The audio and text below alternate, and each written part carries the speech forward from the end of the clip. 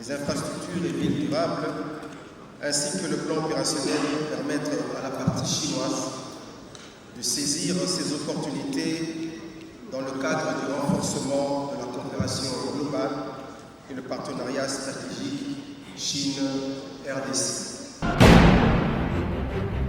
Dans les infrastructures et voies de communication, la redynamisation des sociétés du transport public, la modernisation de l'aéroport international de Djibouti, la construction de 10 aéroports dans les provinces, la construction de 12 000 km de routes, la construction de 3 000 km de chemin de fer, ainsi que de 50 000 km de fibre optique. La partie congolaise a présenté 3 modèles de financement en cours.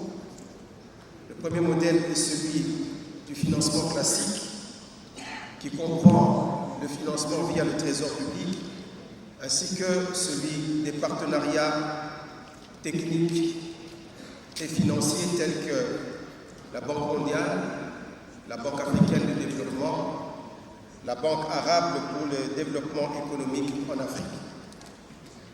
Deuxième modèle de financement, il s'agit des financements innovants de type convention de collaboration, ressources naturelles contre infrastructures.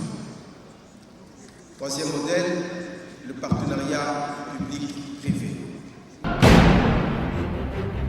En conclusion, la partie congolaise a proposé la mise en place d'une politique de garantie souveraine de l'État chinois pour les banques chinoises de développement qui pourront financer les investisseurs chinois dans le domaine des infrastructures qui nécessitent des investissements importants.